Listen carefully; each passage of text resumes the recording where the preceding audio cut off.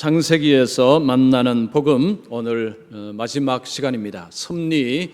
섭리라는 제목을 말씀드립니다. 오늘 중고등 학생들도 왔으니까 여러분 설교 노트를 꼭 펴고 그리고 50장을 성경을 펴놓고 그렇게 같이 말씀을 들었으면 됩니다. 핀란드의 헬싱키 대학이 있습니다. 이 헬싱키 대학에 이 에로넨이라는 교수님이 심리학과 교수님인데 수업 시간에 학생들에게 그림을 2장을 보여주고 이 그림 안에 있는 인물에 대해서 물어보았습니다. 자, 사진 하나 보여주세요.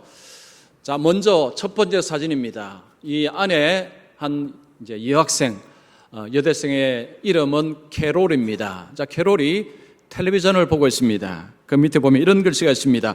캐롤은 숙제를 해야 한다는 걸 기억해요. 지금 이 캐롤이 숙제가 있는 것입니다. 자, 그 다음 사진 보여주세요. 이 캐롤이 숙제를 해서 교수님께 숙제를 내는 이런 모습이죠. 캐롤은 숙제를 해서 교수한테 평가를 받았어요 라는 글씨가 있습니다.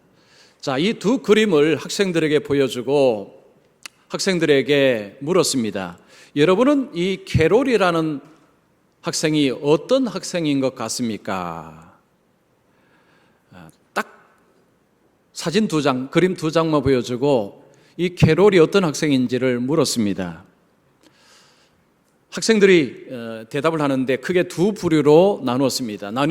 한 부류는 긍정적으로 캐롤을 이야기하는 학생들이 있었고, 다른 부류는 부정적으로 캐롤을 이야기했습니다. 자, 긍정적으로 이야기한 학생들은 이런 이야기했습니다. 이 캐롤은 텔레비전을 보다가 숙제를 하기 위해서 텔레비전을 끄고 숙제를 열심히 한 부지런하고 성실한 학생인 것 같아요 라고 이야기를 한 그런 긍정적인 부류가 있습니다. 자, 부정적인 부류는 이런 식입니다.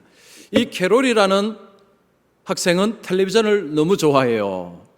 이 텔레비전을 너무 좋아해서 숙제를 하긴 했지만 억지로 숙제를 하고 겨우 숙제를 해서 점수를 제대로 받지 못한 것 같아요. 이 캐롤에 대한 설명은 아무것도 없습니다. 딱 2장의 그림만 보여줬습니다. 그런데 학생들의 시각이 완전히 둘로 갈려졌습니다. 긍정적으로 캐롤을 이해를 하고 어떤 학생들은 부정적으로 캐롤을 이해를 했습니다. 자, 이 교수님이 그렇게 한 뒤 5년 뒤에 이 학생들의 삶을 추적을 했습니다. 자, 긍정적으로 이야기한 학생들의 삶을 추적을 하고 부정적으로 이야기를 한 학생들의 삶을 추적 조사를 했습니다. 자, 어떻게 달랐을까요? 근데 2 부류의 학생들이 나중에 사회에 나가서 달랐습니다. 자, 긍정적으로 캐롤을 이야기한 이 학생들은 인간관계가 좋았다고 합니다. 그러니까 사람들의 관계를 잘 하는 사회인이었고, 그리고 직장에서도 인정을 받고 승승장구하는 그런 사람들이었더라. 그리고 부정적으로 이야기를 한 이 학생들은 나중에 사회에 나갔는데 인간관계가 조금 힘들더라. 그러니까 사람과의 관계가 별로 좋지 않더라는 이야기고, 그리고 직장을 잘 잡지도 못했고 직장을 잡아도 직장에서 너무 고민이 많더라. 이런 결과를 발표를 했습니다. 자, 여러분 어떻게 생각하십니까? 사진 2장을 딱 보고 이 캐롤의 학생을 부정적으로 이야기하고 긍정적으로 이야기했는데 인생이 다르더라라는 말 공감이 되십니까? 아, 그럴 거야. 아니면 에이, 그건 좀 지나친 말 아닙니까? 라는 생각이 드십니까? 이 이야기는요, 우리에게 뭘 이야기를 해줍니까? 100%가 다 그렇다, 그런 이야기는 아닙니다. 인생을 어떻게 보느냐는 자신의 인생을 살아가는데 굉장히 중요하다는 것입니다. 즉, 인생을 부정적으로 보기 시작하는 사람은 자신의 삶이 굉장히 고달프다는 이야기죠. 그러나 긍정적으로 보는 사람들의 삶은 상대적으로 훨씬 낫더라. 이것은 오늘날 이런 책들은 무수히 쏟아지고 있습니다. 그러니까 심리학과 이런 학교나 아니면 단체에서 이런 연구를 굉장히 많이 발표를 합니다. 자, 우리가 인생을 살아갈 때 사람들은 제각기 나름대로의 관점이 있습니다. 아무 생각 없이 사는 사람은 아무도 없어요. 나름대로 다 생각을 하며 살아갑니다. 그런데 그 생각이 긍정적이냐 부정적이냐 결국은 크게 두 가지로 나뉩니다. 자, 예수를 안 믿어도, 예수를 믿지 않아도 긍정적으로 사는 분들이 많습니다. 자, 그런 사람들은요 대인관계가 참 좋습니다. 그리고 삶이 여러모로 잘 풀리는 경우가 많습니다. 그분들은 이런 이야기합니다. 열심히 내가 노력하고 그러면 운도 따라줍니다. 그래서 일이 잘 풀리고 있습니다. 이런 이야기를 합니다. 자신이 열심히 노력하고 그리고 운이 따라줘서 그래서 일이 잘 풀린다라는 이야기를 합니다. 자, 운이라는 이야기를 하죠. 예수를 안 믿으면 세상은 우연의 관점으로 볼 수밖에 없습니다. 왜냐하면 하나님이 없다고 생각하기 때문에 모든 것은 우연으로 돌아갑니다. 내가 아무리 열심히 해도 내가 노력한 만큼 결실을 얻는다는 보장이 없습니다. 운이 좋아야 된다고 그들은 이야기합니다. 그런데 그들은 운이 좋아서 행운으로 내가 이 자리에 왔습니다. 이런 좋은 것을 누리고 있습니다. 라고 이야기를 합니다. 자, 그러면 여러분 예수 믿는 사람들은 뭐라고 이야기를 해야 할까요? 자, 예수를 믿지 않는 사람들도 좀 막연한데도 긍정적으로 사는 것이 좋다라고 이야기를 합니다. 자, 그러면 여러분 예수 믿는 사람들은 부정적으로 사는 것이 맞을까요? 안 맞을까요? 자, 우리 학생들, 여러분 예수 믿는 사람이 부정적으로 사는 게 맞을까요? 안 맞을까요? 어떻게 잠을 잘 못 잤어요? 자, 여러분께 묻습니다. 여러분 예수 믿는 사람이 삶을 부정적으로 보는 것이 맞을까요? 안 맞을까요? 안 맞습니다. 안 맞습니다. 자, 왜냐하면요 섭리 때문입니다. 섭리. 성경은 우리에게 섭리를 가르칩니다. 자, 섭리가 무엇입니까? 섭리는 하나님께서 모든 것을 다스리신다. 하나님의 주권으로 모든 것을 다스리시고 그리고 하나님의 선한 계획과 뜻을 이루어 가신다. 이것이 바로 섭리입니다. 창세기부터 요한계시록까지 하나님은 우리에게 이 섭리를 말씀하고 있습니다. 모든 만물은 하나님께서 창조하시고 하나님의 주권적인 역사 가운데서 움직이고 결국은 하나님의 선하신 뜻과 하나님의 계획이 성취가 된다. 그것을 성경은 말씀하고 있습니다. 그래서 예수를 믿는 사람은, 성경을 읽는 사람은 부정적으로 생각을 해서는 안 된다는 것입니다. 왜냐하면 섭리를 믿으면 긍정으로 가게 되어 있습니다. 자, 이것을 잘 드러내는 말씀이 로마서 8장 28절 말씀입니다. 자, 우리 같이 한번 큰 소리로 읽겠습니다. 우리가 알거니와 하나님을 사랑한다고 그의 뜻대로 부르심을 입은 자들에게는 모든 것이 합력하여 선을 이루느니라. 자, 이 말씀은 하나님께서 모든 것을 결국에는 선으로 만들어내신다. 이 땅에 불의와 억압과 고통과 슬픔과 모든 것들이 있지만 그 모든 것들을 다 엮어서 하나님은 선한 것을 만들어내신다. 이것이 로마서 8장 28절의 말씀이요 이 약속입니다. 자, 그래서 이런 말씀을 보면 이 땅이 불의해 보이고 이 땅이 여러 가지로 혼란스러워 보일지라도 하나님께서 다스리기 때문에 결국은 하나님께서 나의 인생을 선하게 만들어 가실 것이다. 자, 그런데 여기에 중요한 것이 하나가 있습니다. 이 말씀은 모든 사람에게 해당되는 말씀이 아닙니다. 누구에게 해당됩니까? 하나님을 사랑하는 자에게, 하나님의 부르심을 받은 자, 즉 예수님을 신뢰하고 예수님을 따르는 자에게 해당되는 말씀입니다. 이것은 모든 사람에 해당되는 말씀이 아닙니다. 예수님을 믿고 예수님을 사랑하고 예수님을 따르는 자에게 주신 약속이 모든 것을 다 합해서 선을 만들어 주겠다. 그래서 예수를 진정으로 믿게 되면 삶을 부정적으로 볼 수가 없습니다. 자, 하나님의 섭리라는 것은 이 땅은 어지러워 보일지라도 결국 하나님은 선을 만들어내신다. 이것을 믿기 때문에 그래서 긍정적인 관점을 가지면서 살아가는 것입니다. 자, 여러분 삶이 긍정적이십니까?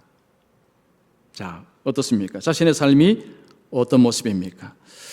자, 오늘 읽은 이 말씀, 오늘 좀 확대해서 50장 이 말씀 속에서 하나님 우리에게 섭리를 이야기하고 그리고 복음을 이야기합니다. 창세기에 하나님은 복음을 이야기하고 오늘 특별히 이 복음을 싸는 것이 뭐냐면 섭리입니다. 그 섭리 안에 알맹이가 복음입니다. 복음의 알맹이는 예수 그리스도입니다. 자, 오늘 이 말씀 속에 섭리를 이야기하고 그리고 복음을 우리에게 말씀하고 이 섭리를 믿는다는 것이 얼마나 유익된 것인가, 얼마나 좋은 것인가를 우리에게 말씀합니다. 자, 세 가지로 말씀드립니다. 먼저 첫 번째, 섭리는 하나님의 언약을 기반으로 한다. 왜 섭리가 좋으냐? 왜 섭리가 우리로 하여금 삶을 긍정적으로 보게 하느냐 하면 하나님의 언약이 들어있기 때문입니다. 자, 오늘 말씀에 보면 이제 12절부터 보면 야곱의 아들들이 야곱을 장사하는 모습이 나옵니다. 야곱이 죽으면서 아들들에게 유언을 남겼습니다. 49장 29절 보십시오. 내가 내 조상들에게 돌아가느니 나를 햇사람 에브론의 밭에 있는 굴에 우리 선조와 함께 장사하라. 야곱은 지금 애굽에 살고 있습니다. 애굽 땅에 살고 있는데 아들들에게 나를 이 애굽 땅에 장사하지 말고 가나안 땅에 가서 장사를 하라. 그 가나안 땅도 어느 곳인지를 지시해 줍니다. 에브론의 밭에 있는 굴에 나를 장사하라 라고 유언을 했습니다. 자, 그러면 야곱이 왜 애굽 땅에서 묻히지 않고 왜 가나안 땅에 가서 묻히려고 했을까요? 하나님의 언약 때문입니다. 창세기 35장 12절 보십시오. 내가 아브라함과 이삭에게 준 땅을 내게 주고 내가 내 후손에게도 그 땅을 주리라. 하나님께서 할아버지 아브라함, 이삭, 자기 야곱, 아브라함, 이삭, 야곱에게 주신 언약의 핵심은 후손이 많아진다는 것도 있었고 땅에 대한 약속이 있습니다. 그 땅은 가나안 땅입니다. 자, 하나님께서 가나안 땅을 내 후손들에게 주겠다라고 약속을 하셨습니다. 야곱은 그 약속을 믿고 그 언약을 믿고 나를 그 가나안 땅에 묻어라. 이제 그 땅은 장차 우리 후손이 살아가야 될 땅이다. 하나님이 주신 땅이다. 그렇게 믿었기 때문에 그 땅으로 자신을 메고 가서 장사하라고 했습니다. 자, 그래서 오늘 말씀에 보면 13절 보시면 그를 가나안 땅으로 메어다가 아버지 야곱의 시신을 메어다가 가나안 땅으로 가서 막벨라 밭 굴에 장사였으니 즉 야곱이 유언한 대로 아들들이 가나안 땅에 약속의 땅에 아버지를 묻었습니다. 하나님의 언약의 말씀을 붙잡고 지금 당장은 아닙니다. 지금 가나안 땅은 다른 사람들이 살고 있습니다. 그러나 장차 우리의 후손들이 그 땅에서 살게 될 것이다. 하나님이 그 땅을 주셨기 때문에 그래서 나를 그 땅에 묻어라. 그리고 아들들은 아버지를 가나안 땅에 묻은 것입니다. 하나님의 섭리를 믿는다고 할 때요, 뜬구름 잡는 이야기 아닙니다. 약속을 믿는 것입니다. 언약을 믿는 것입니다. 예수님이 이 땅에 오셔서 예수님이 약속을 하셨는데 위대한 약속은 하나님 나라에 대한 약속입니다. 요한복음 14장 3절 보십시오. 가서 너희를 위하여 거처를 예비하면 내가 다시 와서 너희를 내게로 영접하여 나 있는 곳에 너희도 있게 하리라. 예수님께서 말씀하시기를 내가 다시 와서 너희는 예수님의 제자입니다.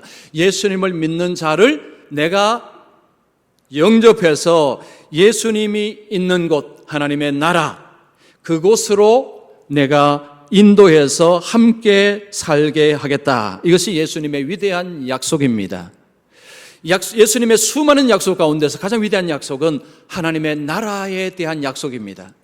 자, 예수님께서 예수 믿는 자들에게 하나님 나라로 내가 너희들을 영접해서 너희들 하여금 그 땅에서 살도록 해주겠다라는 약속을 예수님이 해 주셨습니다. 천국은 내 힘으로 들어가는 나라가 아닙니다. 천국은 어디 있는지도 우리는 알지 못합니다. 아무리 찾아도 천국을 찾을 수가 없습니다. 천국은 예수님께서 우리를 인도해야지만 들어갈 수 있는 곳입니다. 그런데 예수님이 내가 너를 영접하여 나 있는 곳에 있게 하겠다. 예수님이 이 위대한 약속을 하신 것입니다. 자, 마태복음 25장 34절 보십시오. 창세로부터 너희를 위하여 예비된 나라를 상속받으라. 이 말씀은 예수님이 이제 다시 오셔서 사람들을 심판하실 때 두 부류로 나누십니다. 한쪽은 양입니다. 한쪽은 염소입니다. 자, 양편에 있는 자들에게 예수님이 이렇게 말씀한다는 것입니다. 창세로부터 너희를 위하여 예비된 나라를 상속받으라. 하나님의 나라는 어떤 사람들을 위해서 준비가 되었다는 것입니다. 그 두 사람이 누굽니까? 예수를 믿는 사람. 예수를 믿는 사람을 위해서 준비된 나라가, 약속이 된 나라가 하나님 나라입니다. 자, 그 하나님 나라를 주시겠다는 것입니다. 자, 섭리라는 것은 하나님이 다스리시고 하나님께서 통치하시고 하나님의 뜻을 이루어 가시는 것이 섭리입니다. 그런데 그 섭리가 왜 좋으냐? 이유는 약속이 들어있기 때문입니다. 그 약속의 핵심은 하나님 나라입니다. 자, 하나님은 예수 믿는 자에게 하나님의 나라를 약속하셨습니다. 그래서 하나님의 나라를 믿는 자는 이 약속을 믿습니다. 여러분, 이 약속을 믿으면 이 땅에서 삶이 좀 곤고하고 힘들고 어려워도 웃을 수가 있습니다. 왜냐하면 하나님의 나라가 예비되어 있기 때문에. 만약에 하나님의 나라에 대한 기대치가 없으면 이 땅에서 힘들고 어려우면 입에서 이런 말 나옵니다. 너무 억울하다. 너무 불공평하다. 세상이 너무 억울하고 너무 불공평해서 못 살겠다. 그러나 이 섭리, 이 약속을 믿는 사람은 비록 힘들고 어려워도 하나님께서 주실 하나님의 나라를 생각하고 웃을 수 있고 힘을 낼 수 있다는 것입니다. 여러분, 우리가 하나님의 이 약속을 믿는다는 것은요, 우리의 삶에 어마어마한 영향을 끼칩니다. 미국의 22대, 24대 대통령은 클리브랜드라는 대통령입니다. 그로버 클리브랜드. 자, 이분이 미국의 22대, 24대 대통령입니다. 자, 이분은 목사 아들입니다. 목사 아들인데 이분은 예수를 믿는 사람이었습니다. 이분이 대통령이 되었을 때 나라가 굉장히 힘들었습니다. 경제적으로 힘들었고, 그리고 본인이 암에 걸렸습니다. 그래서 암 수술을 했는데 국민들에게 알리지 않았다고 합니다. 국민들이 이제 너무 걱정을 하니까 알리지 말고 암 수술하고 벌떡 이제 얼마 회복 기한을 가지고 짧게 가지고 이분이 이제 다시 업무에 복귀를 했는데, 역사가들이 이분을 이렇게 표현을 합니다. 그는 근면했다. 그는 성실했다. 그는 용기가 있었다. 그는 분별력이 있었다. 이 클리블랜드 대통령을 향해서 굉장히 근면한 사람이었다. 부지런했다는 거죠. 그리고 성실했다는 것입니다. 그리고 용기가 있었다. 그리고 분별력 있는 사람이었다라고 칭송을 역사가들이 하고 있습니다. 자, 이 클리블랜드 대통령은요, 아주 활기찼다고 합니다. 삶에 활력이 있었다고 합니다. 그래서 사람들이 물었습니다. 아니, 당신은 어떻게 삶에 그렇게 활력이 있습니까?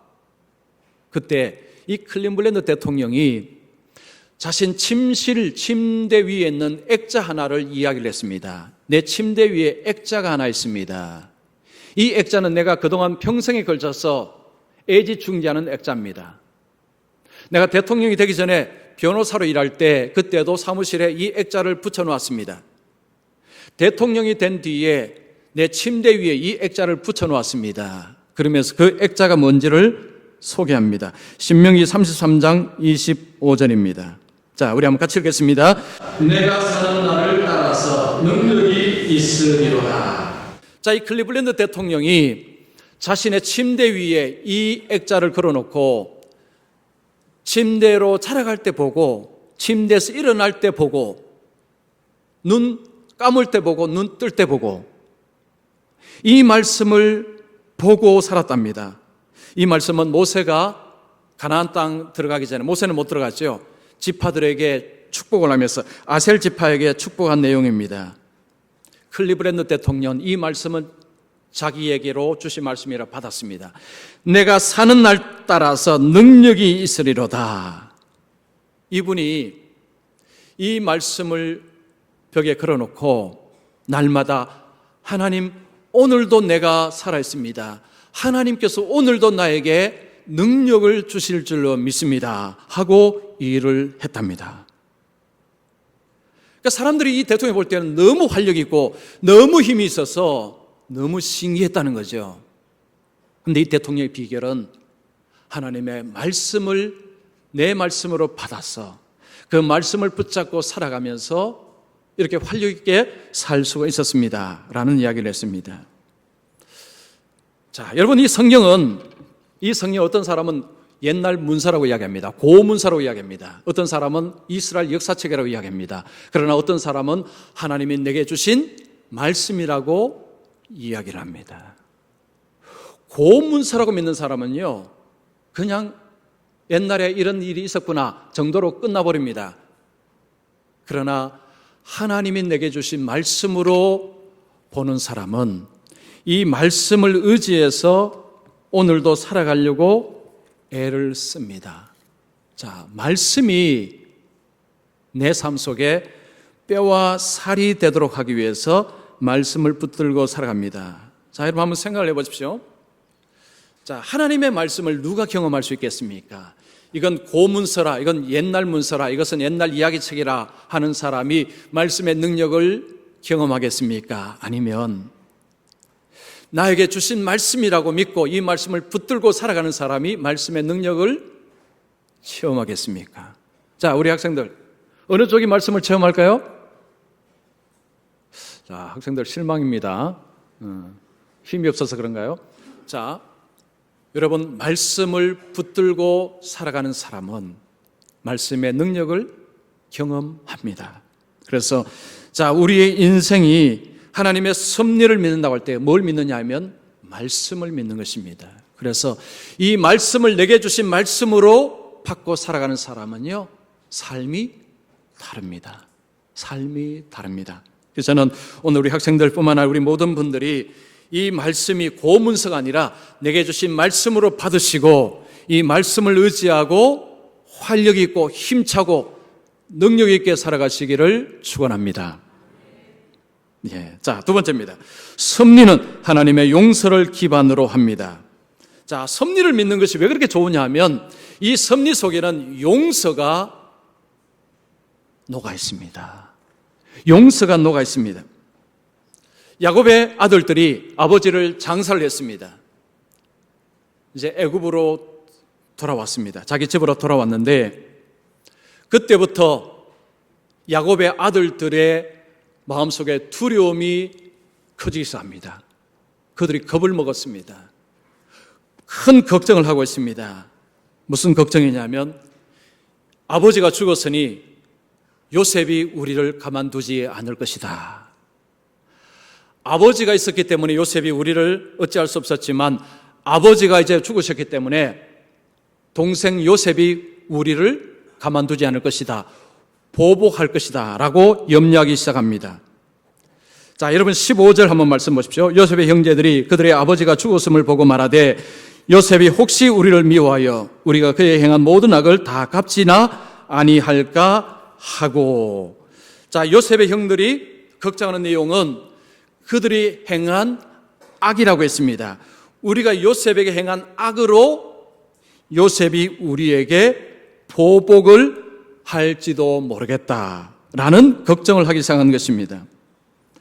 자, 그들이 걱정하는 이유는 무엇입니까? 그들이 동생에게 한 행위가 너무너무 악했기 때문입니다. 요셉의 형제들이 한 행위가요, 손톱의 때만큼의 어떤 작은 게 아닙니다. 태산 같은 어마어마한 죄를 지었습니다. 악을 행했습니다. 그 동생이 밉다고 동생을 핍박하고 그리고 동생을 팔아버렸습니다. 노예로 남의 나라에 팔아버렸습니다. 이건 보통 악이 아닙니다. 이건 보통 죄가 아닙니다. 어마어마한 죄를 동생에게 지었습니다. 형들은요, 이 동생이 우리를 가만두지 않을 것이다 라는 생각을 품으면서 엄청난 두려움에 시달렸습니다. 그러면 이 문제를 해결해야 되는데, 자, 어떻게 해결하는가 보십시오. 아버지를 끌고 옵니다. 지금 아버지는 돌아가셨습니다. 그런데 아버지를 끌고 와서 문제를 풀려고 합니다. 자, 16절 보십시오. 요셉에게 말을 전하 이르되 당신의 아버지가 돌아가시기 전에 명령하여 이르시기를. 자, 요셉의 형제들이 아버지를 끌고 들어옵니다. 지금 죽은 아버지를 끌고 들어오는 거죠. 아버지가 돌아가시기 전에 명령하신 것이 있습니다 라고 이야기를 합니다. 자, 그러면 그들 왜 아버지를 끌고 들어왔을까요? 요셉의 형제들은 요셉을 만나고 나서 아버지가 돌아가시기 전까지 요셉이 아버지에게 너무너무 잘하는 아들이었다는 것을 옆에서 다 보았습니다. 즉 요셉은 아버지의 말씀에 순종하는 아들이었습니다. 그는 최고 권력자였지만 아버지의 말에 순종하는 순종의 아들이었습니다. 즉 아버지에게 너무너무 잘한 아들이 요셉이었습니다. 형들이 그걸 봤습니다. 그래서 아버지가 살아계시는 동안은 우리를 어찌할 수 없을 것이다. 왜냐, 아버지가 방패막이가 되기 때문에. 그만큼 요셉이 아버지에게 잘했다는 것입니다. 그러면서 아버지를 끌고 들어오는데 그들이 여기 표현을 한번 보시면 우리 아버지라고 부르지 않고 당신의 아버지라고 표현을 씁니다. 우리 아버지라고 표현이 되죠. 왜냐하면 야곱은 요셉의 아버지이기도 하고 그들의 아버지이기도 하니까 그러면 우리 아버지가 돌아가시기 전에 해야 되죠. 그런데 그렇게 표현 안 씁니다. 당신의 아버지가 돌아가시기 전에. 이건 뭘 의미할까요? 지금 요셉의 형제들은 요셉하고 신분차가 너무 많이 납니다. 요셉은 강대국의 총리입니다. 2인자입니다. 그들은 평민입니다. 아무것도 아닙니다. 그 당시에 요셉은 하늘로 우러러 봐야 되는 존재입니다. 저 꼭대기에 있는 사람이고 그들은 이 밑에 있는 사람입니다. 신분의 격차가 너무너무 큽니다. 감히 우리 아버지라고 부르지를 못합니다. 우리 아버지라고 부르지를 못합니다. 요셉이 너무 무서운 것입니다. 요셉의 권세가 너무너무 크기 때문에 지금 형들이 바싹 얼어 있습니다. 우리 아버지라고 말하지도 못합니다. 자, 그러면서 형제들이 뭐라고 이야기하면 17절에 보시면 너희는 이같이 요셉에게 이르라 내 형들이 내게 악을 행하였을지라도 이제 바라건대 그들의 허물과 죄를 용서하라 하셨나니 당신 아버지 하나님의 종들인 우리 죄를 이제 용서하소서. 아버지가 뭘 이야기했습니까? 요셉에게 형들의 죄를 용서하거라 라고 아버지가 이야기했습니다. 그러니 우리의 죄를 용서해 주십시오. 그러자 요셉의 반응이 어떻습니까? 자, 지금 요셉의 반응은 울었더라. 요셉이 울었어요. 왜 울었겠습니까? 저는 옛날에 제가 신학교 들어가기 전에요. 이 성경 보고 저도 울었습니다. 저도 울었어요. 이게 기가 막힌 장면입니다. 저도 그때 울었어요. 도서관에서 이거 보면서. 왜 울었겠습니까? 형들이 믿지를 못하니. 요셉은 이미 용서를 했습니다. 여러분 45장 5절을 보십시오. 당신들이 나를 이곳에 팔았다고 근심하지 마소서. 한탄하지 마소서. 하나님이 생명을 구원하시려고 나를 당신들보다 먼저 보내셨나이다. 요셉이 처음에 형들을 만났을 때 형들에게 안심하십시오. 하나님께서 나를 먼저 보내셨습니다. 두려워하지 마십시오. 이미 요셉은 형들에게 용서를 이야기를 했습니다. 그런데 아직까지 형제들은 요셉의 용서를 못 받아들이고 있습니다. 못 믿습니다. 자, 여러분 왜 형제들은 요셉의 용서를 못 믿을까요? 이유가 있습니다. 그들의 죄는 태산 같은데 요셉의 용서는 무조건적인 용서였습니다. 대가를 요구하지도 않았습니다. 징벌을 요구하지 않았습니다. 그냥 무조건적으로 용서해버렸습니다. 자신들의 죄는 너무 큰데 동생 요셉은 무조건적인 용서를 해버렸으니 이게 안 믿어지는 것입니다. 이 형들의 관점에서는 지금 요셉은 엄청난 상처를 끌어안고 있어서 그 상처 때문에 힘들어하고 우리를 가만두지 않을 것이다 라고 생각하는 그들의 형들의 정상적인 생각입니다. 그런데 요셉이 형들을 용서합니다 라고 했으니 형들은 믿을 수가 없는 것입니다. 이게 믿기지가 않는 거죠. 요셉 입장은 지금 자신의 마음을 알아주지 못하고 지금 그걸 믿지 못하는 형들 앞에서 너무 안타까워서 눈물을 흘리는 것입니다. 지금 우는 것입니다. 하나님, 우리 형님들을 어찌하리요? 하나님 앞에 이런 하소연 아마 했을 것 같습니다. 자, 형들은 한 걸음 더 나갑니다. 18절에 이런 이야기합니다. 그 형들이 또 친히 와서 요셉의 앞에 엎드려 이르되 우리는 당신의 종들이니이다. 이 말은요, 처분대로 하십시오. 우리는 종일 뿐입니다. 우리는 당신의 형제가 아닙니다. 우리는 종일 뿐입니다. 마음대로 징계를 내리십시오. 우리는 달게 받습니다. 지금 형들은 납작 엎드렸습니다. 그 모습을 보는 요셉은 이게 지금 너무너무 기가 막히는 거죠. 용서를 지금 했는데도 못 믿는 형들의 모습. 자, 형들 입장이요, 충분히 이해가 됩니다. 야, 동생이 그러면 믿기가 쉽지 않겠다. 왜냐하면 그 정도의 그 악을 당했으면 용서 쉽지 않습니다. 유쾌하게 100살까지 나이 드는 법이라는 책이 있습니다. 책 좋아하시는 분들은 한번 읽어보십시오.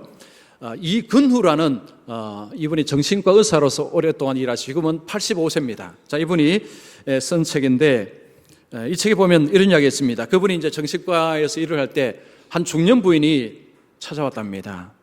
그 중년 부인이 자신의 속에 있는 응어리를 이제 이야기하기 시작합니다. 이 부인이 시어머니로 인해서 시집살이를 너무너무 힘들게 했답니다. 그러니까 모진 시집살이를 한 거죠. 근데 그 시어머니가 이제는 뼈가 앙상한 채로 죽을 날을 기다리는 힘없는 노인이 되었다고 합니다. 이제 곧 돌아가실 날이 얼마 남지 않은 것입니다. 그래서 이 며느리가 이제 시어머니가 이제 세상 떠날 날이 이제 얼마 남았으니까 이제 마지막 가시는 길 편히 좀 보내드리자 생각하고 용서를 하려고 시어머니 얼굴을 딱 보는 순간 시어머니가 그동안 자신이 했던 모든 악행들이 다 머릿속에 살아나오면서 갑자기 울분이 막 생기더랍니다. 그러면서 이 정신과 의사에게 와서 이걸 어떻게 하면 좋겠습니까? 그러니까 이분도 자기 시어머니를 이제는 용서해 드려야 된다는 것을 알고 있고 지금 시어머니는요 그냥 지금 아무 힘없는 그냥 뼈만 앙상한 그런 죽음을 앞둔 허약한 한 사람일 뿐입니다. 그런데 그 시어머니가 얼마나 모질게 시어머니를 대했든지 가슴 속에요 그 원망, 억울함의 이 상처가 돌덩이처럼 가슴에 탁 있어갖고 시어머니 얼굴을 이렇게 용서하려고 보는 순간 이게 올라오더랍니다. 이게 올라왔어요. 자기의 목을 꽉 막는답니다. 숨을 못 쉬겠답니다. 숨을. 용서를 하고 싶은 마음이 있는데 그 속에 있는 상처가 너무 커서 용서가 안 됩니다. 자, 그럴 때 정신과 의사가 어떻게 했을까요? 그래도 용서해야지요. 그렇게 이야기를 하면 안 된답니다. 그러면 불난집에 석유 붓는 거다 똑같답니다. 본인도 압니다. 그런데 몸이 허락을 안 하는 거죠. 자, 이분의 책에 이런 이야기 있었습니다. 그분이 이제 정신과 상담하다 보면 이런저런 이야기를 많이 이제 듣는데 여러분 상처를 누구한테 많이 받느냐 하면 가족이랍니다. 가족. 시어머니, 또 시아버지, 아버지, 엄마, 배우자, 자식.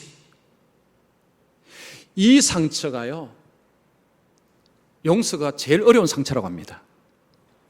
그러니까 모르는 사람에게 받은 상처는요, 그냥 지나간답니다. 그러나 가까이 있는 사람, 사랑을 주고받는 관계에서 얻은 상처는요, 이게 치유가 잘 안 된답니다. 용서가 잘 안 된다는 이야기를 합니다.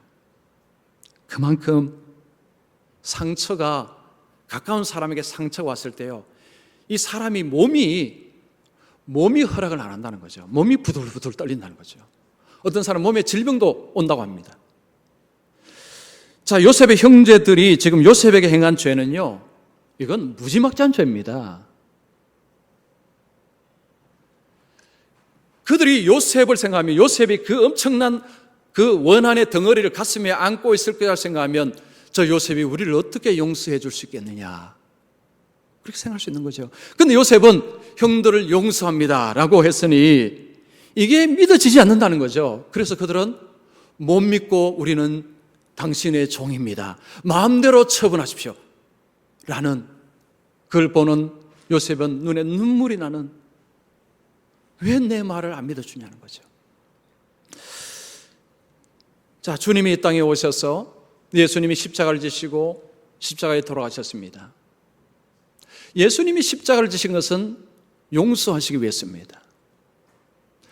하나님께서 우리를 용서해 주시는데 하나님은 조건을 달지 않으셨습니다. 그래서 사람들 말합니다. 그래서 못 믿겠다는 것입니다. 로마서 8장 1절 보십시오. 그러므로 이제 그리스도 예수 안에 있는 자에게는 결코 정죄함이 없나니 예수 믿는 자는 정죄하지 않겠다. 이것이 하나님의 말씀인데 너무 쉬워서 못 믿겠다고 합니다. 그래서 여러분, 예수 믿으면 죄 용서 받습니다 하면요, 이걸 덥석 믿는 사람은 거의 없습니다. 아마 여러분도 옛날에 그랬을 것입니다. 그리고 아직도 못 믿는 분들이 혹 이 자리에 계실지도 모릅니다. 이게요, 용서 받아들이는 것이 생각보다 어렵습니다.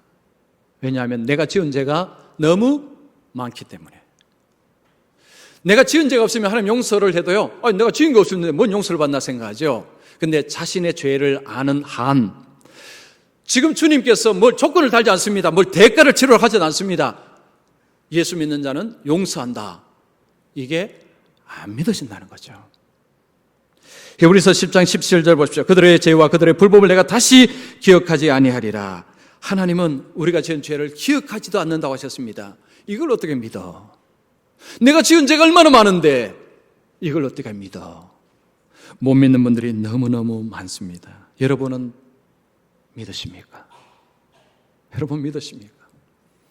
이거 안 믿으시면요, 천국 못 들어갑니다. 구원 못 받아요. 천국은 죄 용서함을 받은 자가 들어가는 것입니다. 죄 문제가 해결된 사람만이 천국 들어갑니다. 즉 하나님의 용서의 선언을 받아들인 사람만이 천국 들어갑니다.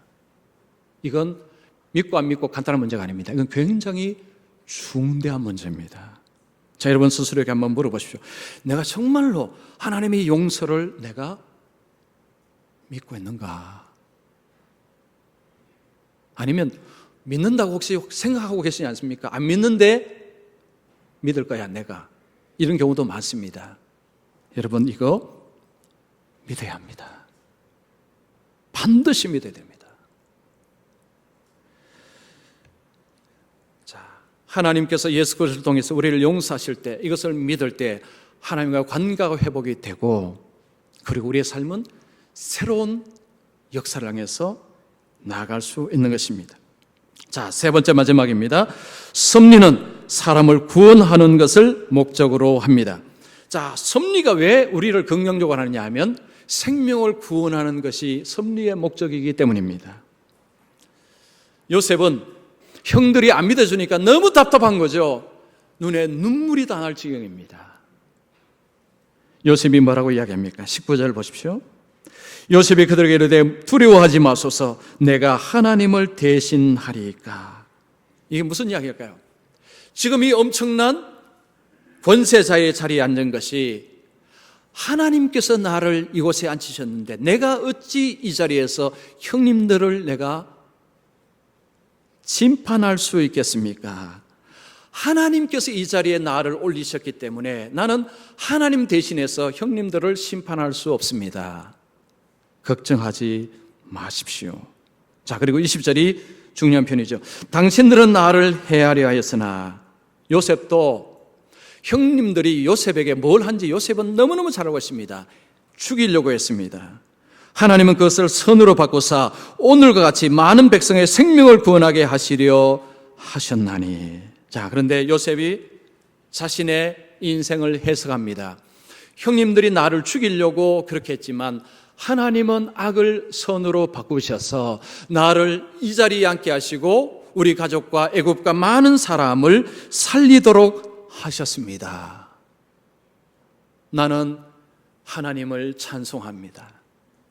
형님들의 악을 하나님은 선으로 바꾸셨습니다. 생명을 구원하는 일을 했습니다. 그래서 내가 그 무지막지한 죄를 용서할 수가 있는 것입니다. 자, 요셉이 용서할 수 있는 이유는 요셉이 착해서가 아닙니다. 여러분, 착하다고 용서가 되는 게 아닙니다. 하나님께서 자신의 삶 속에 행하신 것을 해석을 하니까 하나님이 너무 멋진 분이십니다. 하나님이 너무너무 대단한 분이시고, 그리고 하나님이 너무너무 선하십니다. 그때는 힘들었지만 결국은 이런 것을 통해서 하나님이 지금 이 자리까지 올리신 분이 하나님이시다. 내가 어찌 형님들에게 보복할 수 있겠습니까? 나는 할 수 없습니다. 여러분, 하나님의 섭리는 생명의 구원이 목적입니다.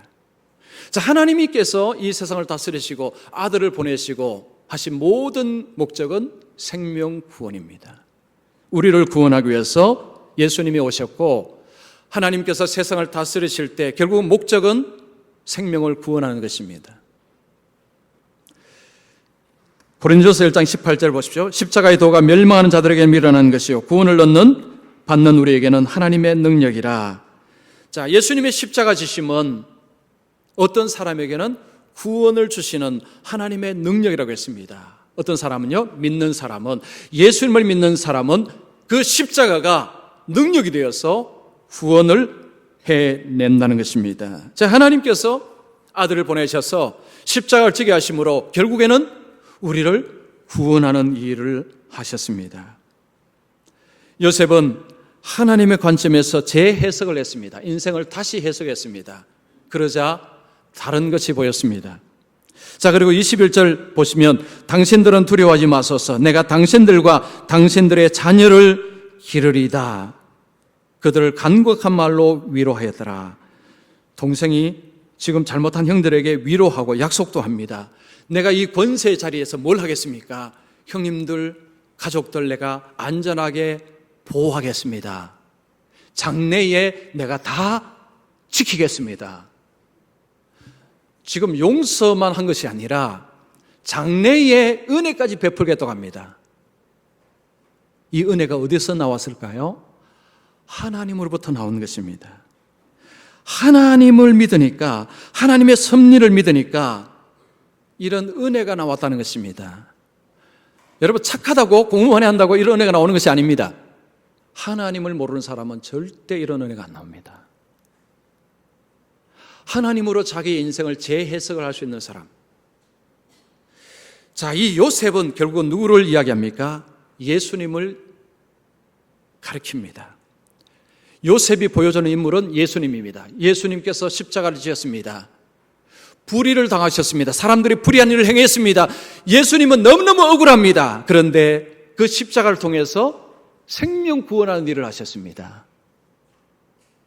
십자가는 인간의 관점에는 너무 억울한 일입니다. 사람이 지은 죄가 너무 커요. 예수님께 너무 큰 죄를 지었습니다. 그런데 십자가 예수님이 죽으시고 다 용서하셨습니다. 요셉은 예수님을 보여준 거울입니다. 이것은 바로 복음입니다. 요셉을 통해서 하나님 우리에게 복음을 이야기하고 있습니다. 이 코리 덴 붐이라는 한 여사가 있습니다. 이 여성은 이 나치 수용소에서 죽을 뻔하다 살았습니다. 이 네덜란드에서 살고 있었는데 그때 나치가 네덜란드를 점령하면서 유대인들이 막 이제 숨기 시작할 때에 이분들이 유대인들 한 가정을 집안에 숨겼답니다. 근데 이것이 발각이 되어서 나치에 의해서 아버지, 언니 다 자기도 잡혀갔습니다. 그러면서 아버지도 수용소에서 죽고 언니도 죽었다고 합니다. 이 고리 덴쁨이라는 이 여사는 이제 거기서 살아남았는데 나중에 미국에 가서 그 여성의 일대기를 영화로 만들었습니다. 나치의 그늘이라는 영화를 만들었는데 자기 일대기 영화를 보고 이 여성이 예수를 믿었다고 합니다. 참 놀랍죠? 자기 인생을 일대기로 만든 영화를 보고요. 하나님이 살아계시는구나. 이걸 믿기 시작했답니다. 자, 그러면서 이 여사가 이제 온 세상을 다니면서 자기에게 일어난 일을 이야기하고 하나님의 섭리를 이야기를 이제 하는데, 이 여인이 늘 이렇게 사람들 앞에 설 때에 자기가 이게 자수하죠, 자수. 무슨 실로 만든 어떤 그림 아니면 글씨. 자, 이 자수를 항상 가지고 다니면서요. 사람들에게 먼저 자수의 뒷면을 보여준다고 합니다. 뒷면은 그냥 헝클어져 있습니다. 뒷면은 아무도 아닙니다. 좀 헝클어져 있고 좀 보기도 좋지 않고. 그래서 이 여성이 사람들에게 말합니다. 많은 사람들은 인생을 뒷면만 봅니다. 그러니까 말하는 거죠. 인생이 왜 이래? 인생이 왜 이렇게 불공평해? 사는 것이 왜 이렇게 힘들어? 왜 이렇게 세상이 엉망이야? 뒷면만 본다는 거죠. 그러면서 앞면을 보여주면서 앞면은 깨끗하게 아름다운 그림이 있었습니다. 이 앞면을 봐야 됩니다. 이 앞면은 하나님께서 만드신 것입니다. 그런데 사람들은 자꾸 뒷면만 봅니다. 앞면을 보셔야 됩니다. 그 앞면은 아름다운 그림이 수놓아져 있었습니다. 나중에 천국 가면 주님께서 이 앞면을 확실하게 보여주시면 그걸 보시면 그래서 그랬구나. 그때 다 알 것입니다. 여러분, 삶은요, 어떤 일을 겪었냐가 문제가 아니고 그 겪은 일을 어떻게 해석하는가의 문제입니다. 삶은 재해석의 문제라는 표현이 있습니다. 찰리 채플린이라는 사람이 이런 재미있는 표현을 썼습니다. 인생은 가까이서 보면 비극이요, 멀리서 보면 희극이다. 이 가까이서 보면요, 인생이 너무 비극인데 멀리서 보면 희극이라. 그래서 이런 표현은 우리에게 이런 메시지를 줍니다. 너무 오늘 기분에 좌우되지 마십시오. 오늘 기분에 너무 좌우되지 마십시오. 좀 멀리서 보십시오. 마틴 셀리그만이라는 유명한 심리학자가 있습니다. 이분이 그런 이야기 했어요. 사람이 미래를 누가 바꾸는가 보니까 과거를 바르게 해석하는 사람이 미래를 바꾸더라. 어떤 과거가 있었느냐가 중요하지 않답니다. 그 과거를 어떻게 해석하느냐에 따라서 미래가 바뀐답니다. 똑같은 상처를 입어도 어떤 사람은 내 인생 망했어, 나는 너무 억울해, 내 인생 왜 이렇게 억울해 하는 사람은 미래가 어둡답니다. 그러나 그 상처를 역으로 해석하는 거죠. 내가 이 상처 때문에 내가 열심히 공부할 수 있었고, 내가 이것 때문에 내가 뭘 할 수 있었고, 내가 그 때문에 그렇지, 내가 이렇게 왔지. 이런 사람은 미래를 열어간답니다. 문제는 관점이라는 거죠, 관점. 여러분, 예수 믿는 사람에게 섭리라는 어마어마한 관점을 주셨습니다. 우리는 덮어놓고 해석하는 것이 아닙니다. 근거가 있습니다, 근거. 우리의 과거를 해석할 수 있는 근거가 있습니다. 약속이 있습니다. 말씀이 있습니다. 하나님의 용서가 있습니다. 그리고 구원이 있습니다. 이 렌즈로 우리의 과거를 보라는 거죠. 그러면 미래가 새롭게 보인다는 것입니다. 세상은 엉망이고 너무 불의가 많고 너무 문제가 많습니다. 그것만 보면요, 못 살아요. 차라리 죽어버리자, 이렇게 됩니다. 그러나 세상은 불의가 넘치지만, 그러나 하나님께서 세상을 통치하신다, 하나님께서 선을 만들어내신다, 그러면 다르게 보입니다. 다시 힘을 낼 수 있습니다. 다시 용기를 낼 수 있습니다. 그래, 다시 일어서자, 다시 나가자, 다시 힘을 내자 할 수 있는 것입니다. 그래서 예수를 진짜 잘 믿는 사람은요, 과거에 발목 잡히지 않습니다. 오히려 과거를 디딤돌 삼아서 미래를 향해서 뛰어나갑니다. 자, 우리 학생들 그렇게 사셔야 돼요. 그래서 저는 오늘 우리 예배하는 모든 분들이 이렇게 사시면 좋겠습니다.